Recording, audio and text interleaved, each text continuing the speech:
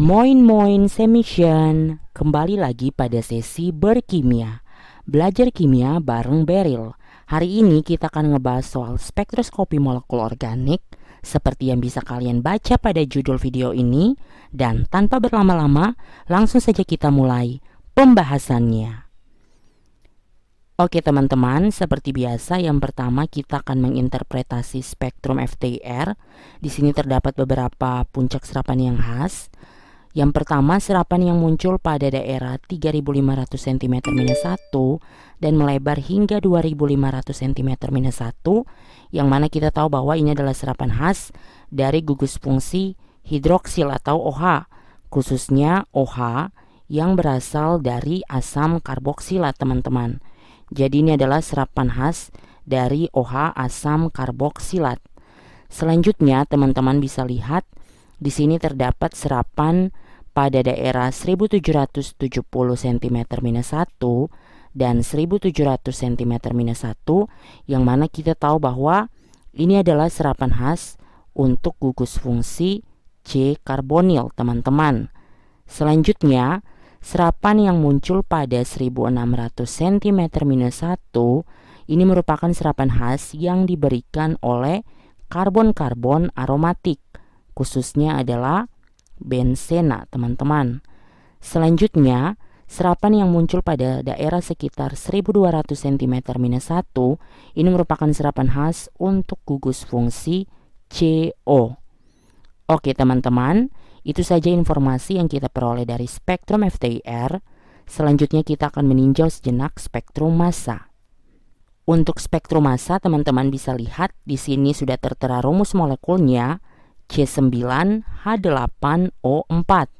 Kemudian kita lakukan perhitungan double bond equivalent atau DBE sama dengan jumlah atom karbonnya 9 dikurangi setengah jumlah atom hidrogennya 4 ditambah 1. Hasilnya itu sama dengan 6.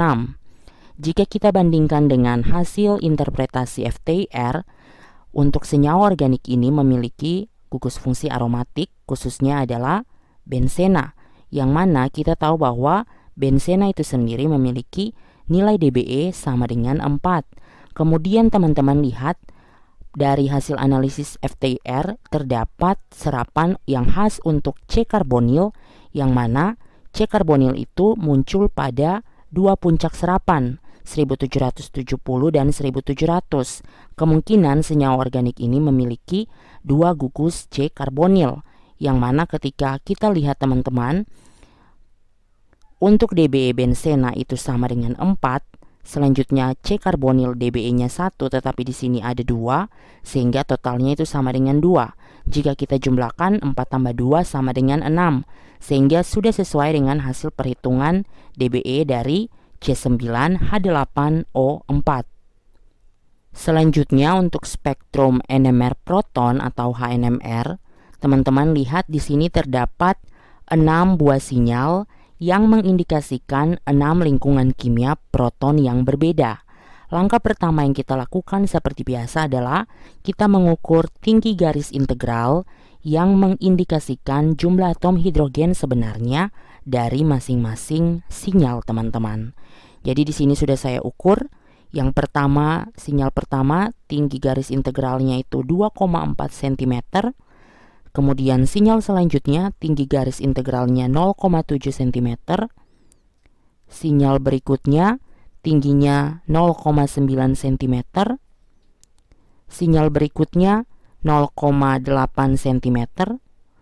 Sinyal berikutnya juga 0,8 cm. Dan sinyal yang terakhir tingginya juga sama, 0,8 cm. Selanjutnya, kita menuliskan perbandingan tinggi garis integral dari masing-masing sinyal, kemudian kita bagi dengan nilai garis integral yang paling kecil, yakni 0,7.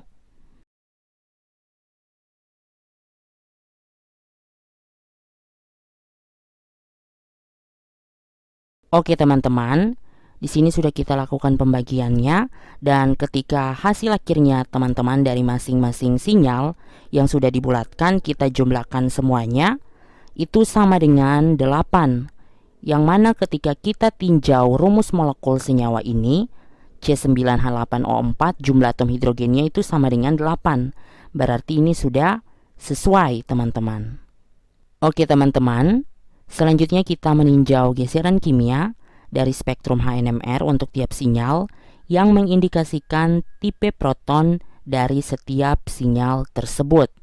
Yang pertama, teman-teman bisa lihat di sini untuk geseran kimia sekitar 10 ppm. Di situ teman-teman lihat terdapat satu sinyal yang muncul, integrasinya 1, dan di sini tertera keterangan broad resonance exchange with D2O. Artinya pada spektrum HNMR ini telah ditambahkan D2O, yang mana pada video sebelumnya telah dijelaskan bahwa penambahan D2O akan mengexchange proton dari gugus fungsi hidroksil menjadi OD.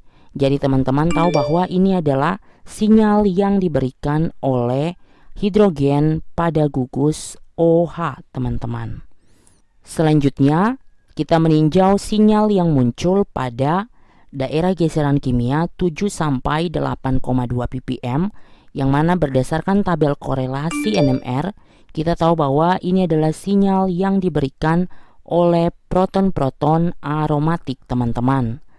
Selanjutnya, kita lihat di sini integrasinya dari masing-masing sinyal pada daerah ini jumlahnya 4. Nah, bensena itu memiliki jumlah hidrogen 6.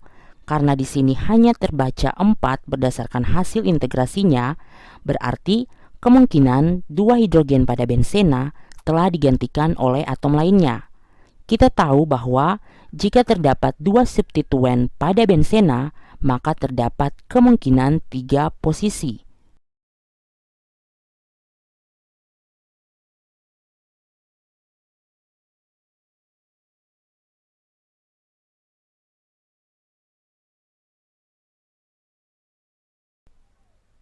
Di sini terdapat 3 kemungkinan posisi substituen pada bensena, yakni pada posisi orto, meta, dan para. Selanjutnya, kita akan mencocokkan bentuk sinyal atau splitting dari spektrum NMR ini dengan kemungkinan bentuk sinyal dari tiap hidrogen untuk tiap substituen, teman-teman. Yang pertama kita tinjau untuk posisi orto. Di sini untuk hidrogen yang ini, teman-teman, kemungkinan akan memberikan sinyal doublet. Selanjutnya, hidrogen yang ini akan memberikan sinyal triplet. Hidrogen yang ini selanjutnya akan memberikan sinyal triplet juga. Hidrogen yang ini akan memberikan sinyal doublet. Selanjutnya untuk posisi meta, hidrogen yang ini akan memberikan sinyal singlet. Hidrogen ini akan memberikan bentuk sinyal doublet. Hidrogen yang ini akan memberikan bentuk sinyal triplet. Hidrogen yang ini akan memberikan bentuk sinyal doublet, teman-teman. Selanjutnya untuk posisi para, karena di sini terdapat 4 atom hidrogen, yang mana 2 atom hidrogen masing-masing akan merasakan pengaruh yang sama dari tiap substituen, sehingga akan muncul 2 sinyal saja, yang mana untuk masing-masing bentuk sinyalnya itu doublet, teman-teman. Kemudian di sini kita mencocokkan bentuk sinyal yang sudah kita prediksikan dengan bentuk sinyal spektrum NMR untuk senyawa C9H8O4, yang mana bentuk sinyal dari C9H8O4 itu adalah doublet. Sini bentuknya triplet, kemudian di sini bentuknya triplet, dan yang terakhir di sini bentuknya adalah doublet. Sehingga ketika kita mencocokkan dengan prediksi kita, maka substituen dari senyawa organik ini akan berada pada posisi orto. Selanjutnya kita melihat kembali untuk sinyal yang muncul pada geseran kimia 10 ppm yang kita interpretasikan sebagai sinyal untuk proton dari gugus hidroksil atau OH, dan ketika dibandingkan dengan hasil analisis FTIR, kita tahu bahwa ini adalah sinyal dari proton OH pada gugus fungsi asam karboksilat, teman-teman. Kemudian kita meninjau sinyal yang muncul pada geseran kimia 2,4 ppm dengan integrasinya itu sama dengan 3, maka kita tahu bahwa ini adalah CH3. Dan ketika dibandingkan dengan tabel korelasi NMR proton, maka kemungkinan CH3 ini akan terikat dengan C-karbonil.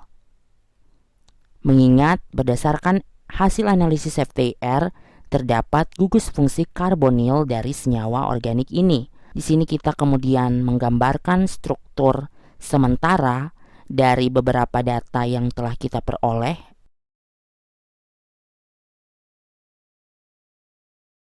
Selanjutnya, rumus senyawa organik ini C9H8O4 kita kurangkan dengan rumus struktur sementara yang sudah kita gambarkan, C7H5O2, hasilnya C2H3O2. Kemudian ketika substituen yang tersisa yang muncul pada 2,4 ppm, di sini kita lihat rumusnya C2H3O.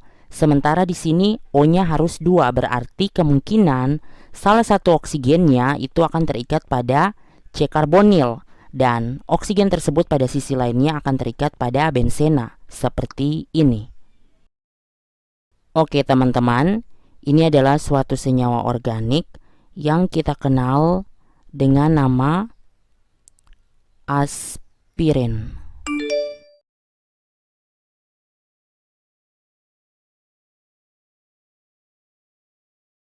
Selanjutnya untuk spektrum CNMR, seperti biasa teman-teman, posisi atau geseran kimia dari tiap jenis karbon itu berbeda berdasarkan tabel korelasi CNMR. Kemudian ketika terdapat depth, maka di sini memudahkan kita untuk menentukan karbonnya. Jika arahnya ke atas diberikan oleh karbon metil atau metin, CH3 atau CH.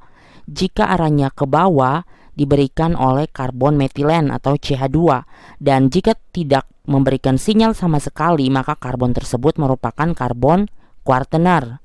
Nah, selanjutnya kita lihat untuk yang pertama, sinyal muncul pada geseran kimia 20 ppm, yang mana kita tahu bahwa ini adalah rentang untuk serapan dari karbon-karbon alifatik, sehingga sinyal ini diberikan oleh karbon A.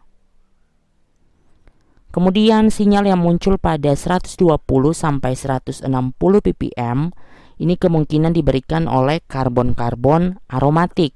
Nah, selanjutnya kita lihat sinyal yang kedua muncul pada daerah sekitar 120 ppm, ini diberikan oleh karbon H karena ini merupakan karbon kuartener. Kemudian sinyal selanjutnya itu diberikan oleh karbon D. Sinyal berikutnya diberikan oleh karbon F. Sinyal berikutnya diberikan oleh karbon G. Sinyal berikutnya diberikan oleh karbon E. Selanjutnya, sinyal berikutnya diberikan oleh karbon C. Dan sinyal yang terakhir teman-teman ketika diekspansi, di sini ternyata bukan satu sinyal seperti kelihatannya, tetapi ternyata ada dua sinyal, yang mana pada rentang sekitar 170 ppm kita tahu bahwa ini adalah serapan dari C-karbonil. Nah, dari struktur aspirin memiliki dua gugus karbonil teman-teman. Tetapi di sini ternyata efek dari substituen juga berpengaruh terhadap geseran kimia. Di sini teman-teman lihat terdapat dua substituen yakni CH3 dan juga OH, yang mana gugus metil itu memiliki efek pengaktifasi yang lebih baik dibandingkan gugus hidroksil, sehingga karbon B teman-teman akan memiliki nilai geseran kimia yang lebih tinggi dibandingkan karbon I. Sehingga untuk sinyal pada 170 ppm, sinyal yang pertama itu diberikan oleh karbon I dan sinyal berikutnya diberikan oleh karbon B. Yang terakhir adalah spektrum massa. Teman-teman bisa lihat di sini terdapat 4 buah puncak yang muncul, yang mana kita akan menggambarkan pola fragmentasi berdasarkan kemunculan puncak-puncak tersebut. Dimulai dari molekul aspirin yang ditembaki elektron berenergi tinggi akan membentuk fragmen dengan M per set sama dengan 180, yang mana selanjutnya akan melepas CH2CO berdasarkan reaksi yang terjadi seperti ini, membentuk fragmen dengan M per set sama dengan 138. Selanjutnya fragmen dengan M per set sama dengan 138 akan membentuk fragmen dengan M per set sama dengan 120 dengan melepas H2O, yang mana fragmen dengan M per set sama dengan 120 merupakan puncak dasar atau base peak, teman-teman. Kemudian untuk jalur fragmentasi yang kedua, yakni fragmen dengan M per set sama dengan 180 akan melepas spesi ini membentuk fragmen dengan M per set sama dengan 43. Oke teman-teman, sekian dari video berkimia hari ini. Dan jika ada pertanyaan atau saran, teman-teman bisa tinggalkan di kolom komentar. Jika terasa bermanfaat, silakan share video ini sebanyak-banyaknya dan nyalakan lonceng notifikasinya untuk mendapatkan notifikasi mengenai video-video berkimia terbaru. Dan sampai jumpa di pembahasan video-video berkimia selanjutnya. Cus!